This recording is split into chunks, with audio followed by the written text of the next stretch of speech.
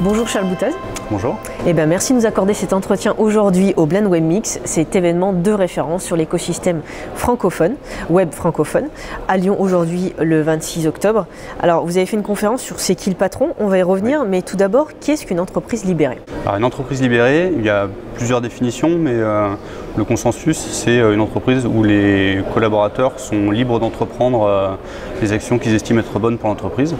Donc il y a deux notions importantes, c'est la notion de liberté et de responsabilité, que c'est les gens qui font sont ceux qui savent, et pas d'être dirigés par des personnes qui sont un peu plus éloignées du terrain et donc ont une vision tronquée de la réalité du terrain. Avez-vous pris exemple sur plusieurs entreprises que vous connaissez en France, à l'étranger, ou bien avez-vous développé ce modèle d'entreprise from scratch? Alors non, on s'est inspiré, donc c'est à la base une entreprise grenobloise qui s'est développée sur Lyon, et on s'est beaucoup inspiré des travaux de notamment Frédéric Laloux, qui a écrit un livre Reinventing Organizations, qui classifie un peu les différents types d'organisations et qui donne des exemples de comment fonctionnent ces organisations. En fait, il n'y a pas vraiment de recette unique ou miracle. Tout dépend du contexte et des personnes aussi qui travaillent dans ces entreprises. Selon vous, est-ce que toutes les entreprises devraient être libérées? C'est une bonne question. Et si vous me dites oui, je vais vous demander pourquoi. Alors je vais répondre non. Non, je pense que moi c'est un type d'organisation qui me convient beaucoup, ce qui permet de donner du sens, d'avoir la sensation de comprendre et de maîtriser ce qu'on fait et pourquoi on le fait. Après c'est pas la panacée, c'est pas idéal.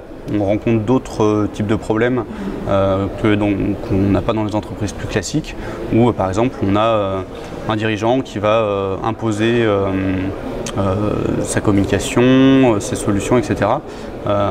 Il va y avoir des gens qui sont identifiés clairement à certains postes, qui vont s'assurer que les choses sont faites. Quand on est auto-géré, auto-organisé, il y a par exemple des problématiques de dilution de responsabilité, où à partir du moment où tout le monde a accès à toute l'information, est-ce que tout le monde est responsable de tout? Et le risque, c'est de passer à côté de choses importantes. Donc il faut mettre en place des stratégies pour pallier à ces problèmes qui sont dus à ce type d'organisation. Quand on entend parler d'entreprise libérée, on pense à employés libérés. Souvent, on peut penser au bien-être au travail. Ouais. Est-ce qu'un employé libéré est un employé heureux? J'ai tendance à répondre oui. Je vais parler pour moi, mais le fait d'être libre et responsable, de pouvoir faire ce qui lui semble juste et bien pour son travail, pour la société, pour ses clients, c'est quelque chose de vraiment libérateur. Que ce soit au niveau de la créativité, de ce qu'on... En fait, on suit son instinct et ce qu'on pense être bien dans le cadre de la vision d'entreprise. Donc on n'a pas cette frustration des décisions qui sont imposées. Quand on a des décisions difficiles à prendre, parce qu'on a des décisions difficiles à prendre, on les prend en conséquence de cause et ça change complètement la manière dont on voit les choses. Pourquoi Sogillis communique autant sur la structure d'entreprise libérée? Est-ce que c'est une tactique? Est-ce que c'est un point, une valeur ajoutée? Expliquez-nous.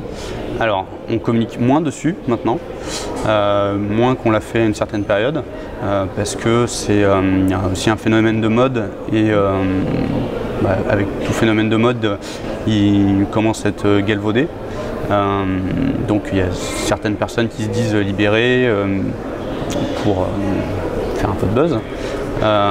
Et en fait, on ne veut pas non plus que les clients viennent nous voir uniquement pour ça, pour le comment.